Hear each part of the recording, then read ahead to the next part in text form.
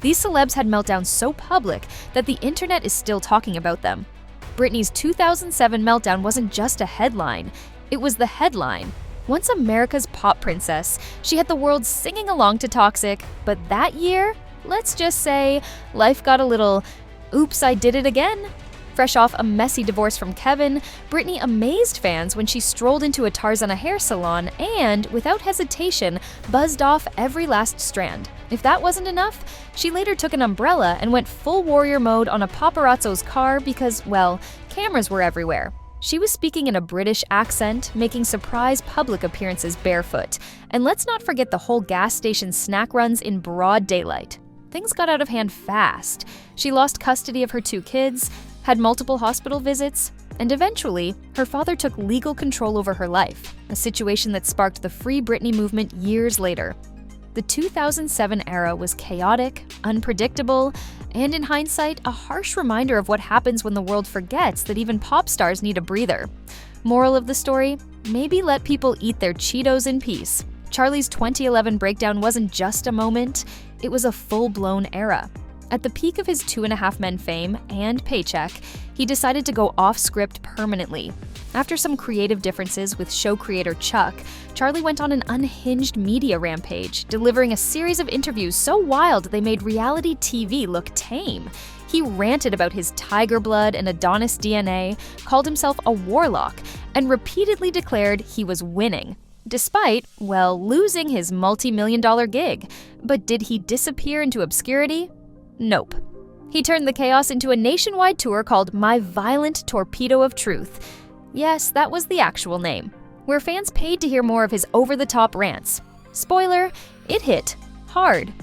He lost his record-breaking TV contract, but instead of stepping back, he leaned all the way in, becoming a walking, talking meme factory. The meltdown was bizarre, unforgettable, and a little too entertaining. Sometimes even Hollywood can't handle too much main character energy. Kanye has never been one to keep things low-key, but 2016? That was a whole different level. During his St. Pablo tour, things took a turn when Kanye started cutting concerts short, going on epic, unscripted rants and calling out everyone from Beyoncé to Facebook's mark.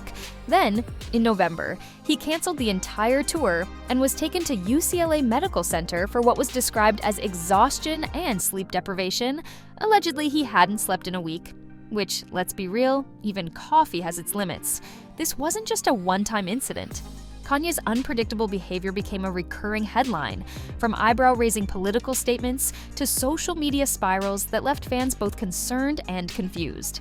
His very public struggles have made it clear that being a genius doesn't come without its battles. Through it all, Kanye has continued to reinvent himself, proving that no matter what, he's always in the conversation. But if there's one lesson here, it's this. Maybe get some sleep before making a big life decision. Mel's 2006 meltdown was when Hollywood hit unsubscribe.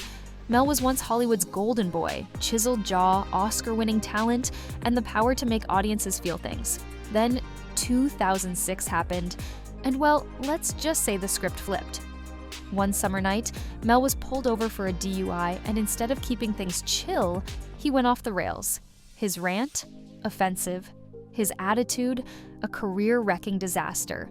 The incident was recorded, leaked, and suddenly, Hollywood wasn't looking at him as the Braveheart hero anymore, more like the guy you quietly exit a conversation with at a party. He later apologized, blaming it on a moment of madness and personal struggles. But the damage was done. Studios distanced themselves, projects disappeared, and Mel went from A-list to who invited this guy in record time. And just when it seemed like he might recover, more damaging recordings surfaced, making his Hollywood redemption arc look very unlikely.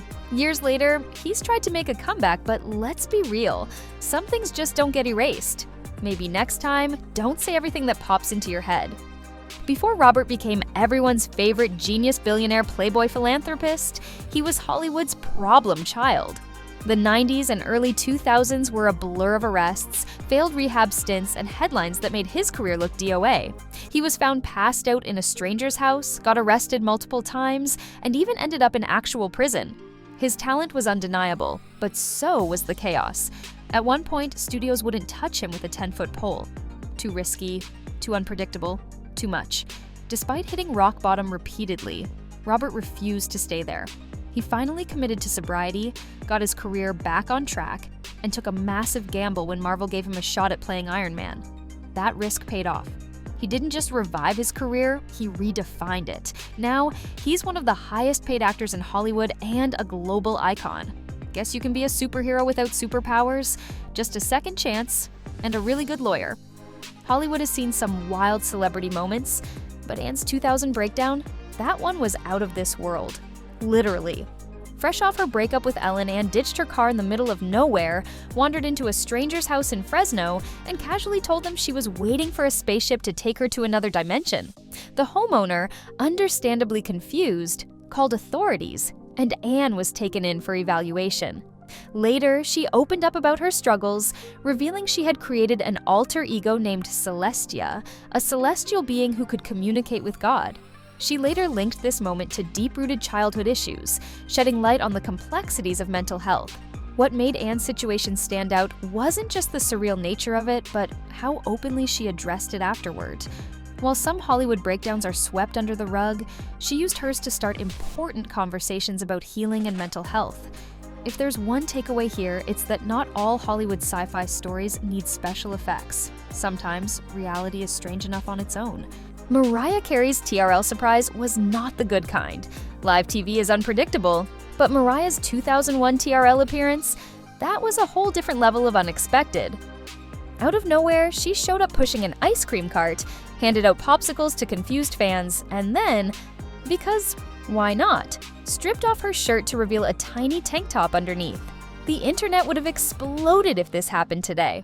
A few days later, Mariah was hospitalized for exhaustion, later revealing she had been working nearly non-stop for months.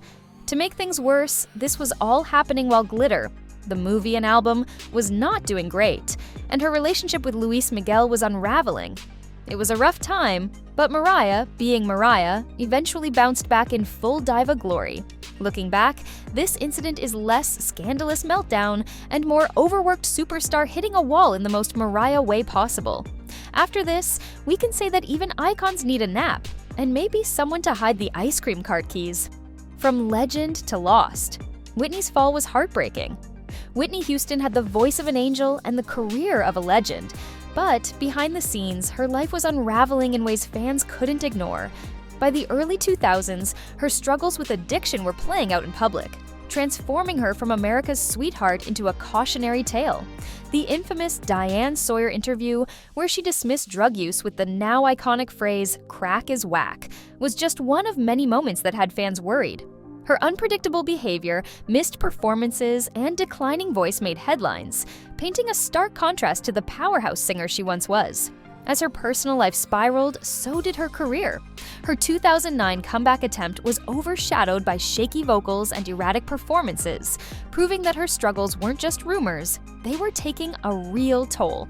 Whitney's story remains one of the most heartbreaking in music history. In the end, even a voice that could shatter records wasn't enough to silence the demons. If only her reality had matched the fairy tale she once sang about. Billie Joe Armstrong didn't just lose his cool, he lost his guitar too. At the 2012 iHeartRadio Festival, Green Day frontman Billie Joe Armstrong had a meltdown for the ages. Mid-performance, he noticed a teleprompter telling him he had just 1 minute left on stage. 1 minute? For a band that's been rocking arenas for decades? Billie was not having it. He stopped mid-song, pointed at the screen, and let loose an expletive-filled rant, calling out the festival organizers for allegedly cutting Green Day's set short in favor of pop stars like Usher. Then, in true rock star fashion, he smashed his guitar to pieces before storming off stage. Fans were both stunned and impressed. Was this a temper tantrum or punk rebellion at its finest? Shortly after, Green Day issued an apology, revealing that Billie was struggling with substance issues and would enter rehab. Looking back, his meltdown wasn't just about stage time, it was the tipping point of deeper struggles. Fortunately, he made a full recovery and returned to doing what he does best, making music and proving that punk never dies. Because nothing screams rock and roll like publicly losing it and wrecking a perfectly good guitar. Hollywood made Judy Garland a star, but it also nearly broke her. From the moment she stepped into the spotlight as Dorothy in The Wizard of Oz, her life was controlled by studio executives who saw her more as a product than a person. As a teenager, she was put on a strict regimen of amphetamines to keep her awake and barbiturates to help her sleep, setting the stage for a lifelong struggle with substance use. Judy spent decades struggling with emotional issues, financial troubles, and the pressures of fame. By the 1950s, her substance use had led to erratic behavior, missed performances, and a reputation for being unreliable. Despite legendary comebacks, including A Star is Born, the damage was done. She faced multiple hospitalizations, went through periods of deep personal crisis, and a string of failed marriages. By 1969, Judy was physically and emotionally drained. She passed away at just 47 due to an accidental overdose. Her story became one of the most tragic cautionary tales in Hollywood history, proof that even the brightest stars can burn out if pushed too hard. Hollywood gave Judy her ruby slippers, but it also pulled the yellow brick road out from under her.